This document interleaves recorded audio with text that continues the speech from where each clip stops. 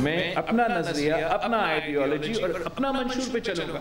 और मेरा मुतालबा है मियाँ साहब से भी कि वो इंतजामिया के बजाय अपना नजरिया पे, अपना मंशूर पे इलेक्शन लड़े, वो वोट को इज्जत दिलवाए, वोट का बेइज्जती ना करे। वो उसका बेहतरी होगा, उसमें मेरा बेहतरी होगा, उसमें मुल्क का बेहतरी होगा। नवाज शरीफ से मुतालबा है कि वोट को इज्जत दिलवाएं, उसकी बेइज्जती ना करें, इंतजामिया के बजाय अपने बल पर इलेक्शन लड़ें। बिलावल भुट्टो के आज फिर मुस्लिम लीग नून पर ताक कर वार। कोयटा में प्रेस कॉन्फ्रेंस के दौरान कहा कि कुछ लोग समझते हैं कि बादशाह की तरह मुल्क में आओ, दरबार में सबकी हाजिरी लगवाओ और इलेक्शन की हवा बनाओ। सारी कोशिशें करने के बावजूद इनकी हवा नहीं बन रही।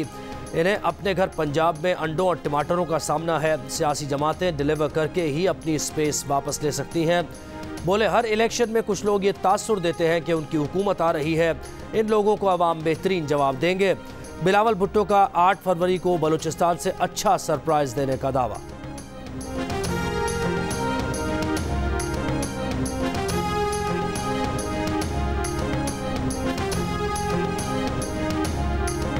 बैरिस्टर गौहर खान पीटीआई के बिला मुकाबला चेयरमैन मुंतखब। पेशावर में होने वाले इंट्रा पार्टी इलेक्शन में उमर अयूब मरकजी जनरल सेक्रेटरी, अली अमीन गंडापुर खैबर पख्तूनख्वा, यास्मीन राशिद पंजाब, हलीम आदिल शेख सिंध और मुनीर अहमद बलोच बलोचिस्तान से पार्टी के सदर मुंतखब कर लिए गए।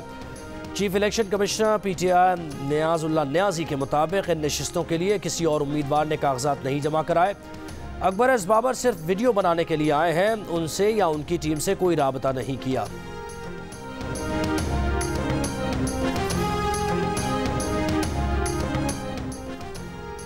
तहरीक इंसाफ के बानी रुकन अकबर एस बाबर का इंट्रा पार्टी इलेक्शन को चैलेंज करने का ऐलान। प्रेस कॉन्फ्रेंस में कहा कि आज तहरीक इंसाफ के इंट्रा पार्टी इलेक्शन में फ्रॉड हुआ, पाकिस्तान के आइन की खिलाफ वर्जी की गई। तमाम रिकॉर्ड और कानूनी एतराज़ात इलेक्शन कमीशन में जमा कराएंगे।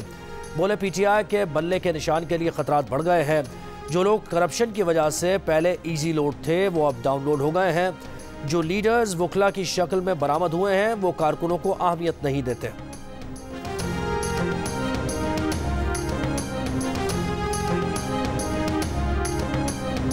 पीटीआई के इंट्रा पार्टी इलेक्शन के खिलाफ तमाम से मुखालिफ जमातें हम आवाज़। तर्जुमान नून लीग मरियम औरंगजेब ने कहा कि पीटीआई में सिलेक्शन का अमल सिर्फ 15 मिनट में मुकम्मल हुआ। इसे कहते हैं धांधला, इसे कहते हैं आमिरियत, इसे कहते हैं selection.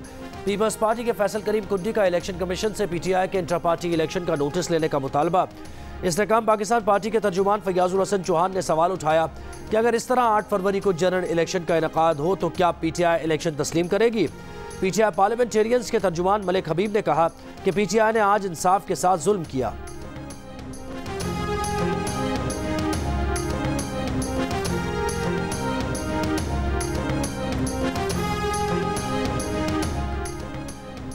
Army chief general Asim Munir का कहना है कि चैलेंजेस से बखूबी वाकिफ हैं। पाक फौज की पूरी तवज्जो मादर वतन की सरहदों के दिफा पर मरकूज है।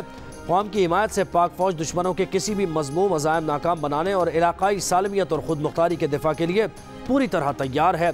Army chief general Syed Asim Munir का खैरपुर टामेवाली का दौरा, बहावलपुर कोर की फील्ड मशकों का मुशाहिदा, जवानों से बातचीत। ISPR के मुताबिक आर्मी चीफ ने हिदायत की कि हर हाल में रिवायती जोश और जज्बे के साथ कौम की खिदमत करते रहें।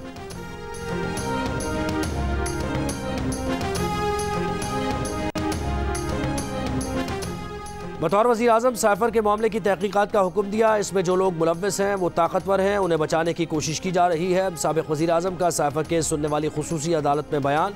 साबिक़ वज़ीर आज़म ने अदालत में कहा कि हमें बकरियों की तरह बंद कर दिया गया। नवाज शरीफ को वहाँ से यहाँ लेकर आए हैं। अडियाला जेल में साइफर केस की समाअत पीर तक मुलतवी।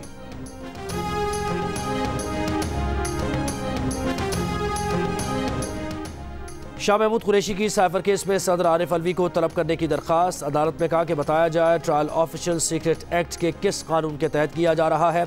ऑफिशियल सीक्रेट एक्ट के तरमीमी कानून से सदर पाकिस्तान भी इनकारी हैं।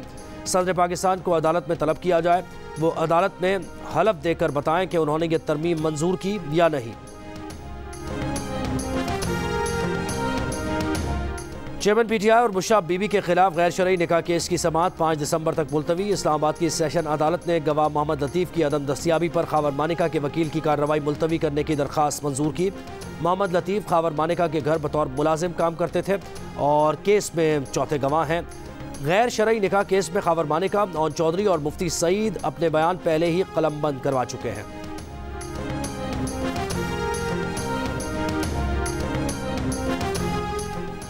नैब ने परवेज इलाही और दीगर के खिलाफ 1 अरब से जायद का रेफरेंस दायर कर दिया। परवेज इलाही और उनके बेटे मुनिस इलाही मरकजी मुलजिम नामजद। रेफरेंस में कहा गया है कि परवेज इलाही और मुनिस इलाही ने गैर कानूनी तौर पर 116 तरक्याती स्कीम्स मंजूर कराई और मनपसंद ठेकेदारों को कॉन्ट्रैक्ट दिलवाकर रिश्वत ली।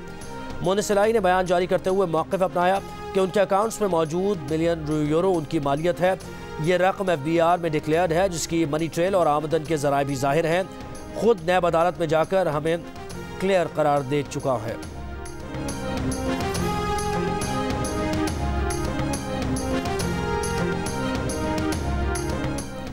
MQM पाकिस्तान का बैतुल मुकर्रम गुलशन इकबाल में जलसा, स्टेज तैयार, अतराफ की इमारतों को पार्टी परचमों बरकी कुमकुमों से सजा दिया गया। जलसे से MQM पाकिस्तान के कन्वीनर खालिद मकबूल सिद्दीकी और दीगर रहनुमा खिताब करेंगे।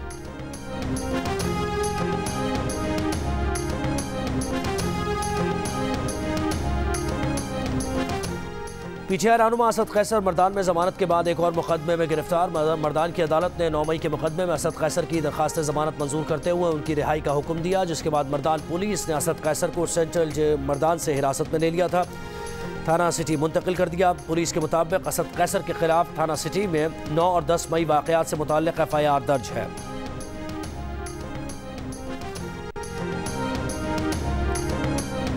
लाहौर की इंसदादे दहशतगर्दी अदालत ने नेशनल पार्क गुलबर्ग के सामने कंटेनर जलाने और पुलिस तशद्दुद के केस में PTI रहनुमा महमूद रशीद के जुडिशल रिमांड में 16 दिसंबर तक तौसीह कर दी।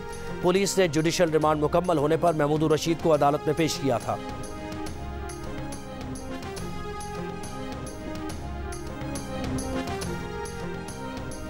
और मौसमियाती तब्दीलियों से निपटने के लिए तरक्की पजीर ममालिक की ज़रूरियात $100 अरब की यकीन दहानियों से कहीं ज़्यादा हैं। निगरान वज़ीर आज़म अनवारुल हक काकड़ का COP28 ग्लोबल स्टॉक गोल बेस कॉन्फ्रेंस से खिताब।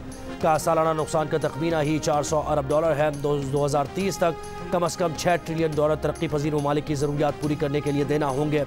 आलमी मौसमियाती कॉन्फ्रेंस में अमरीका, जापान समेत 20 से ज़ायद अक़वाम ने जौहरी तवानाई का इस्तेमाल 3 गुना करने की हिमायत की। अमरीका की जानिब से ग्रीन क्लाइमेट फंड में $3 अरब देने का भी ऐलान मुतवक्के।